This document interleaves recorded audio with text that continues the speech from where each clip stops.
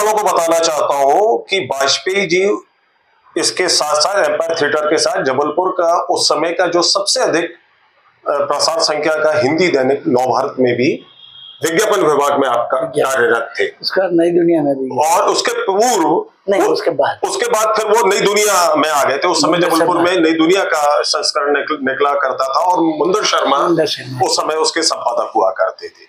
तो हाँ, आप बता रहे थे कि आपने एम्पायर थिएटर को छोड़ दिया। इसके बाद क्या हुआ कि वो एक नया मैनेजर उन्होंने नियुक्त किया। कृष्णन साहब ने जो हेरा फेरी की कुछ माने हिंदी पिक्चरों के कलेक्शन बढ़ाने के लिए अंग्रेजी पिक्चरों के कलेक्शंस को उसमें डाइवर्ट किया, ये किया।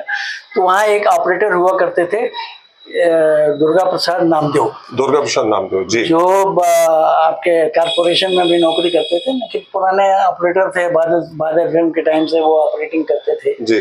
तो दुर्गा प्रसाद नामदेव ने किसी तरह से प्रेमनाथ को प्रभावित कर दिया और वहाँ के मैनेजर बन गए। लेकिन ना तो वो अंग्रेजी जानते थे और ना कुछ करते थे। तो उन्होंने फिर नवाथे साहब को अप्रोच किया और मेरे पास फिर से प्रेमनाथ जी ने नहीं, अच्छा, वो दुर्गा प्रसाद नामदेव। तो उनने हमको बोला कि भाई आप मेरी मदद कीजिए, आप यहाँ संभालिए, जो आप कहेंगे होगा जी। मैंने कहा मुझे कुछ नहीं कहना है। फिर वो मैंने वहाँ शुरू किया जी। तो एक्चुअली होता क्या है कि अंग्रेजी फिल्मों के बारे में प्रचार एक बहुत महत्वपूर्ण वो था। जब तक हिंदी में आप उसके बारे में नहीं बताएंगे, दर्शक आप अंग्रेजी फिल्मों की तरफ आकर्षित नहीं होगा। एक अच्छी बात ये होती थी कि हर फिल्म का एक प्रेस बुक जो है या सिनॉप्सिस या जो है वो अमेरिकन माने डिस्ट्रीब्यूटर्स जो हैं वो उसके साथ में भेजते थे। उसकी जो रील के साथ आया करते नहीं, वो पहले से बुकिंग होती थी तो पब्लिसिटी मटेरियल में के साथ वो आता था। तो उससे क्या होता था कि सिनॉप्सिस देख के आप फिल्म की स्टोरी समझ में आ जाएगी आपको, फिल्म किस तरह की है। क्योंकि सामान्यतः हॉलीवुड की फिल्में में जो है वो एक पैटर्न को लेके बनती थी और एक ही पैटर्न रहे। जैसे कॉमेडी वाली फिल्म है तो वो कॉमेडी का ही उसमें वो रहेगा, एक्शन फिल्म है तो वो उसमें एक्शन फिल्म का ही पूरा वो रहेगा।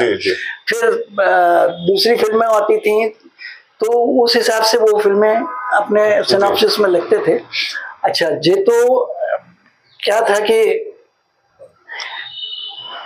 डिलाइट और एम्पायर में हफ्ते में 3 फिल्म बनती थी एक गुरुवार से शनिवार तक, एक इतवार और सोमवार को, तो मंगलवार और बुधवार को। तो इस तरह की जो माने एक सप्ताह में 3 फिल्में आती थी।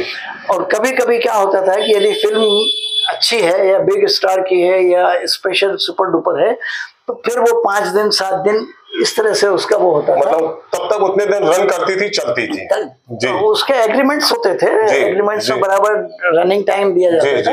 लेकिन एक छूट और रहती थी, यदि फिल्म नहीं चल रही है तो अपन एक्सटेंड कर सकते थे। माने जरूरी नहीं था कि वो फिल्म उतने दिन चले, उसको पहले भी वो जैसा हिंदी फिल्मों में होता था कि नहीं आपको तो स्टैंडर्ड एक हफ्ते इसको चलानी है मिनिमम रन। अंग्रेजी फिल्मों में ऐसा नहीं वो उसमें डिस्ट्रीब्यूटर एक दूसरे को समझते थे और वो जानते थे कि भाई क्या प्रॉब्लम होगी। एक बड़ी खासियत थी। तो वो फिर उसके हिसाब से वो मंथली प्रोग्राम्स बनते थे और जो माने दर्शक थे वो बड़े रेगुलर डिस्ट्रीब्यूटर दर्शक हुआ करते थे। मैंने उनका दिन भी फिक्स रहता था, शो भी फिक्स रहता था और जिस हिसाब से वो फिल्में देखते थे और उन्हीं की तरफ से डिमांड होता है कि मंथली प्रोग्राम दीजिए। तो मैं फिर से इस बात पर आना चाहता हूँ कि जो प्रेमनाथ है वो उस दौरान मतलब जबलपुर और मुंबई के बीच में एक कोऑर्डिनेशन रखते थे। मतलब पूरे समय तो वो जबलपुर में रहते नहीं थे। नहीं, वो पूरे समय नहीं रहते थे। तो वो मुंबई और जबलपुर के बीच में आना जाना करते रहते थे। हाँ, नहीं, प्रेमनाथ जी आना जाना तो जैसे उनकी अपनी व्यस्तताएं रहती थी उसके हिसाब से करते थे।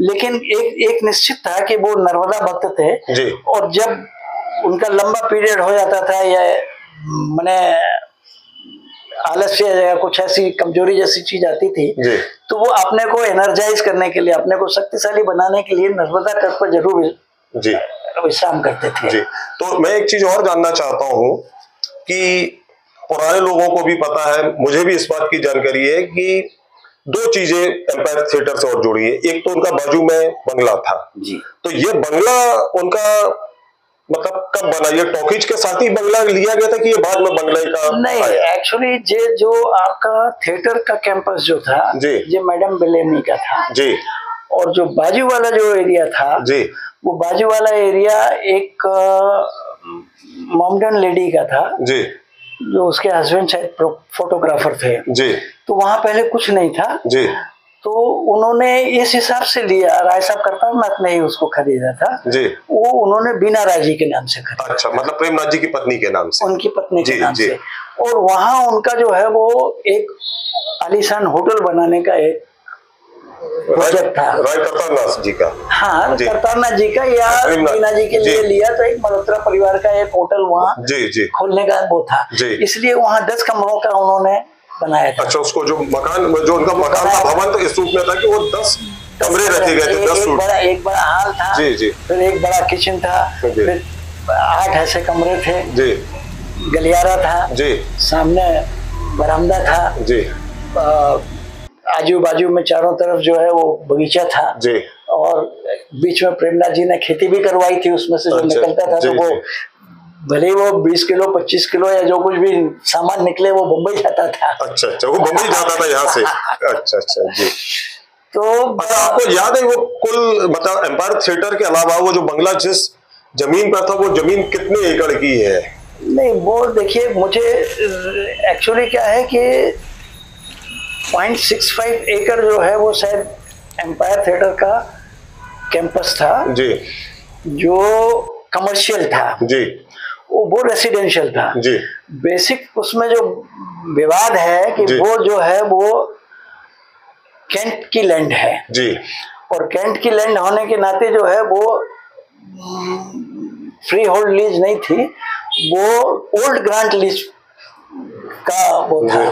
ओल्ड ग्रांट लीज जो है वो ईस्ट इंडिया कंपनी द्वारा ही दी गई थी, जी, 1936 में, जी। थिएटर जो है 1918 में बना है, जी। लोग जो कहते हैं कि 1916 में बना या 1918 में बना, जी।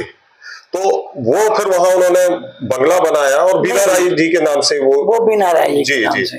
तो वो मगर क्या हुआ कि कैंटोनमेंट अथॉरिटी ने जो है वो, क्योंकि कैंटोनमेंट अथॉरिटी के साथ जो है कि जब तक आपके कमांड से परमिशन नहीं मिलेगी तो आप कोई नया कंस्ट्रक्शन नहीं कर सकते। तो कंस्ट्रक्शन करने में उनको काफी परेशानियां भी हुई, जी। जैसे तैसे उन्होंने कंस्ट्रक्शन करके वो कमरे तो बना लिए, जी, लेकिन होटल की परमिशन नहीं मिली, जी। होटल की परमिशन नहीं मिली तो मुश्किल रही, तो प्रेमनाथ जी ने फिर वो मामला ही छोड़ दिया। मिलिट्री स्टेट ऑफिसर थे एक, उनसे भी कुछ विवाद हो गया, तो प्रेमनाथ जी ने गुस्से में जाके उनको बोल दिया कि मैं तुमको श्राप देता हूँ कि तुम्हारा ऐसी जगह ट्रांसफर हो जहाँ तुम तरस जाओ, जी। तो प्रेमनाथ क्रोधी थे, ये सब जानते हैं। प्रेमनाथ जी क्रोधी भी थे और रहमदिल भी थे, जी। उनका मूड कब कैसा हो जाए वो कोई नहीं समझता था। अच्छा, दूसरा ये था कि आपने कभी जिक्र किया था कि इसमें सदर के जो एक व्यवसायी थे जीवन चंद गोलछा जी, ज्ञानचंद गोलछा जी, उनकी क्या भूमिका थी इस बंगले? नहीं, उनकी भूमिका तो ऐसा था कि देखिए राय साहब करतारनाथ जी ने जब रिटायरमेंट होने के बाद वहाँ सदर में कोई एक दुकान खोली थी या तो आटे की चक्की थी या क्या, वो शंभुनाथ जी देखते थे, तो वहाँ उनका बैठना आना जाना था, और चूंकि काफी प्रतिष्ठित थे तो लोग इनके पास आके बैठते थे, जी, जी, जी। तो जब बात चली तो उन्होंने इनको बताया कि यार मैडम बेलेमी इसको बेचना चाहती, जी, जी। तो उसमें उन्होंने प्रेमनाथ जी से चर्चा की और उन्होंने उनको परमिशन। अच्छा, अच्छा। इसमें एक चीज और थी, जी। क्या था कि जब प्रेमनाथ जी स्टूडेंट थे, जी, तो वो पिक्चर देखने के लिए जाते थे, मगर इनको जो है वो पैसे लिमिटेड मिलते थे, पॉकेट मनी जो है बड़ी लिमिटेड रहती थी, तो टिकट खरीदने में दिक्कत आती थी, तो उन्होंने एक गेट कीपर को पटा लिया था, और गेट कीपर के साथ जो है वो मिलके अंदर पिक्चर चले जाते थे। अंग्रेजी पिक्चर में होता क्या था कि सबसे पहले इंडियन न्यूज रील दिखाई जाती थी, उसके बाद 2-3 डॉक्यूमेंट्री या शॉर्ट फिल्म आती थी जो डिस्ट्रीब्यूटर भेजते थे, वो दिखाते थे, उसके बाद इंटरवल हो जाता था, और इंटरवल होने के बाद फिर पूरी फिल्म एक ही टाइम में दिखा दी जाती थी, क्योंकि 60 मिनट से लेकर 90 मिनट तक का मैक्सिमम हुआ था पीरियड जो है वो स्क्रीनिंग पीरियड हुआ करता था। तो एक बार प्रेमनाथ जी घुस गए और उसी समय चेकिंग हुई, जी। तो चेकिंग में इन्हें बिना टिकट पाया गया तो इनको बाहर किया गया। अब जो भी हुआ हो उनके साथ जी। तो मैं ये देखने वालों को स्पष्ट करना चाहता हूँ कि ये जो बात श्री डीपी वाजपेयी ने बताई है, दरअसल ये बात थी, ये हमारे जबलपुर में शहर में और बाहर की वर्चुअल दुनिया में दूसरे ढंग से सामने आई कि जब प्रेमनाथ छोटे बच्चे थे, वो दीवार फान कर गए और उनको वहां पकड़ लिया तो उन्होंने कहा मैं एक दिन स्टॉकिज को खरीद लूंगा। दरअसल इस मामले को गलत ढंग से पेश किया गया और एक नई चीज लोगों के सामने आ गई। बिल्कुल सही बात है, क्योंकि वो प्रेमनाथ जी के साथ कुछ बदतमीजी भी की गई जी। और उसी समय उन्हें क्रोध आया और उन्होंने कहा कि एक दिन मैं इस थिएटर को खरीद के बताऊंगा। इसको यदि आप चाहें तो मोंटी ने, उनके लड़के ने एक डॉक्यूमेंट्री बनाई है जी, इमॉर्टल ऑफ मॉर्टल्स जी, अमर प्रेमनाथ जी। उसमें इस बात का जिक्र है जी। तो प्रेमनाथ जी ने मुझे भी, जब आपस में बैठते थे चर्चा करते थे, तो मुझसे भी इस मामले का जिक्र किया है। एक्चुअली वो खून फान के नहीं आते थे, वो अपने अरेंजमेंट करके आते थे। तो वो गेट कीपर के ऊपर, उस समय पनवेली वाले मैनेजर हुआ करते थे, पुराने मैनेजर थे, मगर चेकिंग चलती रहती थी कि भाई चोरी ना हो जाना हो। तो अच्छा, दूसरा मैं आपको, जहां मैंने बीच में हम मुड़कर इधर आए तो आपने बोला कि जब प्रेमनाथ जी को लगता था कि वो उनका दिमाग फ्रेश हो जाए, शारीरिक रूप से फिर से वो चुस्ती दुरुस्ती आ जाए, तो वो जबलपुर में नर्मदा के दर्शन करने आते थे। मैंने आपको वहां से, हम यहाँ तक आ गए थे, तो जलेहरी घाट में एक कॉटेज भी प्रेमनाथ ने बनाई। नहीं, उन्होंने एक्चुअली क्या हुआ था जी कि वो जमीन जो है वो नर्मदा के किनारे जलेहरी घाट के पास थी जी। जलेहरी घाट के जहाँ इन्होंने अपनी पर्णकुटी बताई थी, उसको जो पर्णकुटी बोलते थे, उसके आगे प्रेमानंद जी का आश्रम था जी। तो वास्तव में वो जमीन जो है वो राजा साहब सागर वाले खेर साहब के परिवार की जमीन थी वो, और वो सीलिंग में जो है जी, सीलिंग में वो जमीन चली गई थी, इसलिए वो शासकीय जमीन थी जी। लेकिन वहाँ खेती किसानी करने वाले जो लोग थे जी, उन्होंने, प्रेमनाथ जी ने एक व्यक्ति से चर्चा की और उसने कहा नहीं ठीक है, तो उन्होंने 600 रुपए दिए और एक कागज में लिखवा लिया कि हमने ये जमीन प्रेमनाथ जी को दे दी जी। और उसके बाद उन्होंने अपनी पर्णकुटी बनाई, सीमेंटेड करवाया। सीमेंटेड करवाने के बाद जो है, पहले वो पर्णकुटीर में रहते थे और वहीं एक उनके झाईलाल करके एक उनका कर्मचारी भी मिल गया जो तबला और मृदंग बजाने में भी काफी वो था और लोकगीत लोक संगीत में उसकी काफी वो थी। तो उसको वहाँ उन्होंने अपने साथ रख लिया और माने आते थे तो अपना हारमोनियम लेके अपना रियाज करते थे जी। और रियाज करने के साथ साथ सवेरे से वो चावल चिड़ियों को चुगने देते थे जी। और सबसे बड़ी बात ये थी कि जब वहाँ प्रेमनाथ जी बैठे हैं जी, वहाँ वो या तो अपना रामायण पढ़ रहे हैं या अध्ययन कर रहे हैं, उसी के आजू बाजू में उन चिड़िया माने चावल चुग रही हैं। और उनको जनरली क्या होता है कि छोटे से माने पक्षी जो है वो आदमी की देख के उड़ जाते हैं, लेकिन नहीं, वो वहाँ वो चिड़िया जो है वो चुपते रहती थी, चुचुक करती रहती थी और प्रेमनाथ जी भी अपने इनको सामने नर्मदा जी के दर्शन होते रहते थे। बाद में प्रेमनाथ जी ने जो है वो माने एक इरेक्टेड हाउस बनवाया जी। इरेक्टेड हाउस में क्या है कि सीमेंटेड स्लीपर्स आते थे और स्लीपर्स के हिसाब से उन्होंने डबल स्टोरी वो मकान बनवाया जी। और मकान बनवाने के बाद उन्होंने उसमें लाइब्रेरी और अपने रहने का और सब इंतजाम किया जी। उनकी लाइब्रेरी इतनी बड़ी थी जी कि आपको सारे पुराण, आपको वेद, होम्योपैथी और सारी बहुत सारी पढ़ने का बहुत शौक, बहुत पढ़ा करते थे जी जी। उनको शौक के साथ साथ ज्योतिष का भी बड़ा ज्ञान था जी।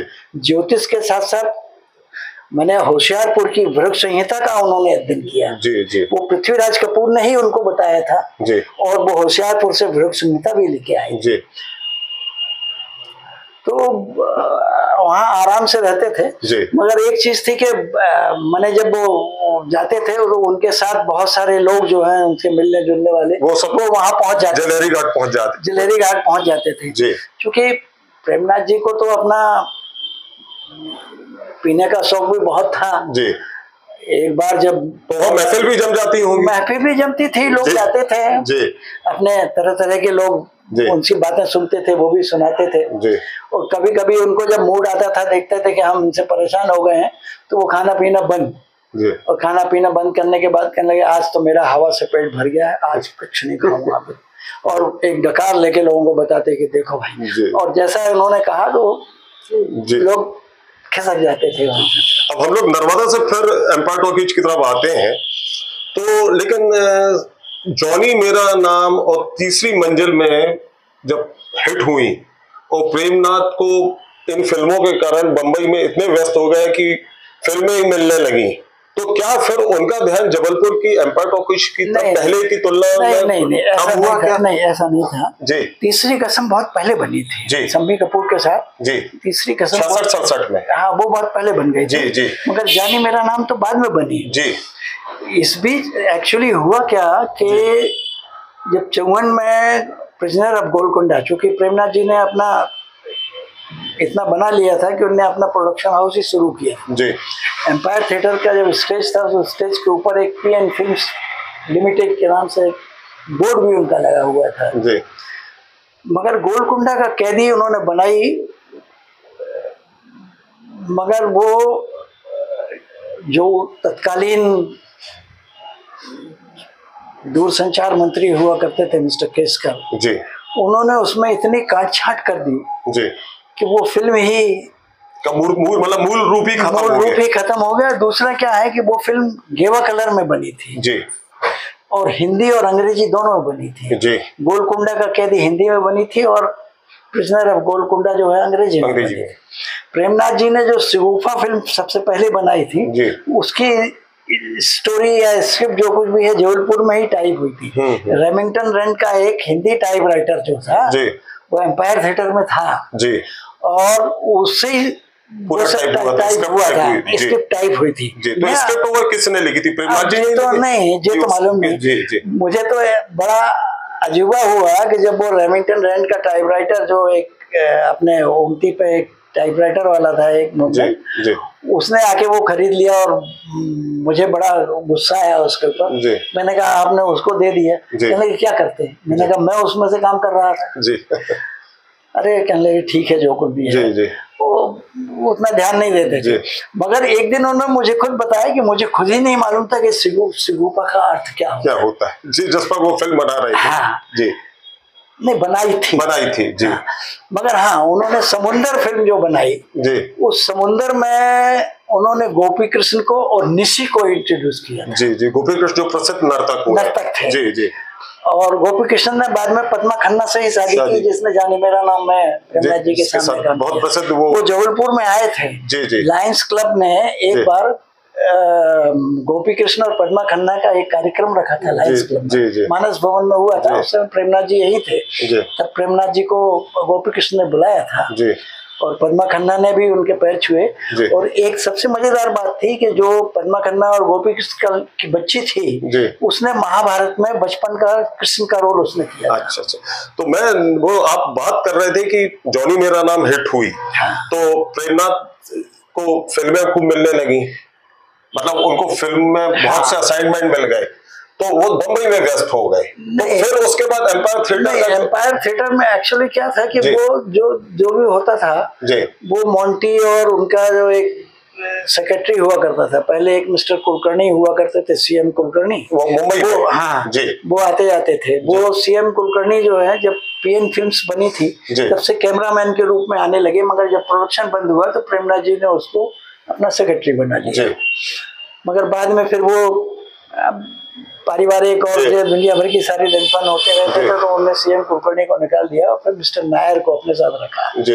नायर जो है वो राजेंद्र नाथ जी के भी सेक्रेटरी थे और प्रेमनाथ जी के भी सेक्रेटरी थे। तो IS जवाहर के भी सेक्रेटरी थे। अच्छा। हाँ। तो फिर मतलब अच्छा, आपने बताया कि तमाम लोग इसमें मैनेजर रहे। हाँ। तो फिर 70 के दशक में इसके मैनेजर कौन हुए? नहीं, दुर्गा प्रसाद जी के बाद मिस्टर खन्ना। अच्छा, खन्ना साहब, अयोध्यानाथ खन्ना जी, वो अपने डिफेंस अकाउंट में थे और यहाँ का अकाउंटेंट का काम देखते थे जी, वो रहे जी। उसके बाद फिर खन्ना जी को उनकी कुछ गड़बड़ियां पाई गई या कुछ जो कुछ भी है वो उस समय वही था जी। तो एक दिन प्रेमनाथ जी जबलपुर में थे, तो जनरली हम पिक्चर छूटने के पहले अपने आ जाते थे, हम और नवाते साहब साथ ही साथ आते थे जी। प्रेमनाथ जी का एक इंटरकॉम लगा के रखा था बंगला से ऑफिस और सब जगह, तो उन्होंने हमको इंटरकॉम में हमको इंस्ट्रक्शंस दिए कि आप अभी जाएंगे नहीं, आप रुकेंगे जी। मैंने कहा ठीक है। वो कैसे खन्ना जी का वो हुआ जी, ये समझ में नहीं आया। जब पिक्चर छूट गई उसके बाद वो अपने ऑफिस में ऊपर बैठे और वहां से सब बोले हाँ आइए जी। मुझे बुलाया, खन्ना को बुलाया, फिर सब हिसाब किताब देखा। उसके बाद खन्ना जी का उन्होंने छुट्टी कर दी जी।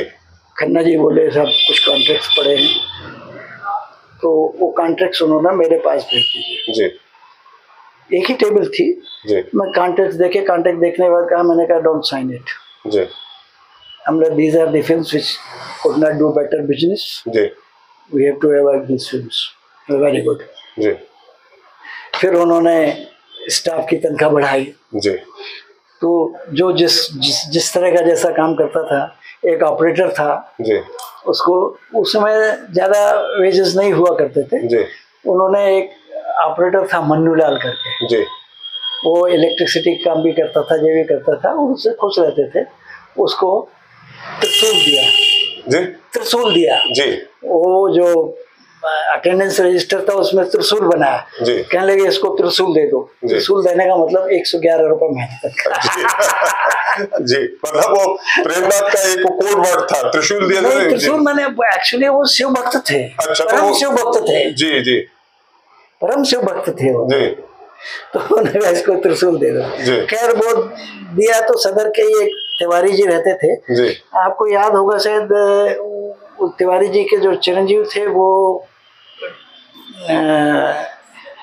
TTI थे रेलवे में जी। और उनके बड़े भाई शायद सोहनलाल जी तिवारी थे क्या, वो स्काउट बैंक के काफी बड़े जी जी, जबलपुर में उसके कमिश्नर हुआ सोहनलाल तिवारी, उनके छोटे भाई जी जी। तो वो मैनेजर बन गए जी। मगर प्रेमनाथ जी के जो एक मित्र थे मेजर सुजात अली जी, जो वहीं सर्किट हाउस नंबर 1 के सामने एक कॉलोनी में रहा हाँ, तो वो उनको जो है वो सुपरविजन सौंप गए जी, तिवारी जी का सुपरविजन आप करेंगे जी। मेरे सुपरविजन की तो कोई बात ही नहीं उठती थी जी जी, क्योंकि मुझसे कुछ भी ऐसा नहीं बोला जाता था कि जो करना वो करना, जो आपको करना करिए जी। एक बात मैं बड़े गर्व के साथ कहता हूँ कि मैंने जो भी लिखा, जो भी किया जी, प्रेमनाथ जी ने कभी उसको मतलब उसको ओवर नहीं किया जी जी, उसको स्वीकार किया जी जी। एक बड़ा मजेदार किस्सा बताऊं आपको जी, कि प्रेमनाथ जी बेनाराय जी यहीं थे जी, और मैंने शुरुआत की थी कि वो प्रेम बीना नाम दिया था उस बंगले का जी। मैंने कहा इसमें जैसे पड़ा रहता है, लिमिटेड लोगों के लिए अपन शादी विवाह के लिए कोई फंक्शन के लिए इसको अरेंज करें जी। तो उन्होंने भी कहा कि नहीं ठीक है जी, यू डू इट। तो 500 रुपये पर डे के हिसाब से वो शुरू कर दिया था जी। मगर उसमें एक ये था कि भाई केवल हम सेलेक्टेड लोगों को ही देंगे, किसी दूसरे को नहीं देंगे। क्योंकि जब मैंने फिल्म सोसाइटी बनाई थी तब मैंने देख लिया था कि किस तरह के लोग हैं और क्या चाहते हैं जी। तो मैं बड़ा इस मामले में बहुत रिजिड रहा जी। अच्छा, मैं एक चीज और जानना चाहता हूँ कि उनके बड़े बेटे प्रेम किशन रहे, जो कि पहले फिल्मों में हीरो बने, अभिनेता थे, फिर बाद में उन्होंने टीवी सीरियल बनाए। छोटे बेटे मोंटी वो फिल्मों में थे, अभिनय किया और विलेन की भूमिका में आए। तो इन दोनों बेटों की एम्पायर थिएटर में क्या भूमिका रही है? ये लोग भी कामकाज को कभी देखा करते थे कि नहीं? नहीं, देखिए ऐसा था कि प्रेम किशन जो है जी, वो उसने अपना काम शुरू किया नवकेतन से, असिस्टेंट डायरेक्टर या जिस तरह का काम करने लगे थे जी। मगर जनरली जो हिसाब किताब पूरा जो है वो मोंटी ही देखते थे, छोटे बेटे जी। बाद में प्रेम किशन जो है जी। वो अलग हो गई जी। और उन्होंने अलग होने के बाद आपको याद होगा कि जब क्रोधी फिल्म रिलीज हुई उसके बाद प्रेमनाथ जी की थोड़ी सी मानसिक स्थिति कुछ गड़बड़ हुई थी जी। मानसिक स्थिति गड़बड़ होने के कारण जो है वो प्रेमनाथ जी ने उसको प्रेम किशन को अलग कर दिया क्योंकि उनकी शादी हो चुकी थी जी। तो उस समय बजाज साहब जो है जी अच्छा जो बजाज स्कूटर वाले ji, Bajaj super scooter Bajaj auto और आपका उनके ही दूसरी एक फर्म हुआ करती है आयुर्वेद सेवाश्रम जी जी जिसका जी बजाज का था जी। बजाज का जी। तो राहुल बजाज जी से जो है वो प्रेमनाथ जी के बहुत अच्छे संबंध थे जी। और फिर राहुल बजाज ने जो है वो प्रेम किशन को एक नई दिशा दी और प्रेम किशन ने अपना, आपने देखा होगा कि बजाज के जो हेयर ऑयल, आंवला हेयर ऑयल और जो दूसरे जो है वो उसके एड बनाना शुरू कर दिए। तो प्रेम किशन ने सिने विस्टा और अपने साले के साथ मिलकर सिने विस्टा बनाई और सिने विस्टा बनाने के बाद उन्होंने टीवी सीरियल शुरू कर दिए और उस समय दूरदर्शन में सबसे ज्यादा टीवी सीरियल्स जो है वो सिने विस्टा के प्रेम किशन के ही चलते थे। माने 26 एपिसोड जो है जो आए और अच्छे लोगों ने काम किए। रूसी कहानीकार के ऊपर से उन्होंने बनाई तो उन्होंने बहुत अच्छा किया और सिने विस्टा इंटरनेशनल कंपनी जैसी बन गई, उसके अमेरिका तक में उसके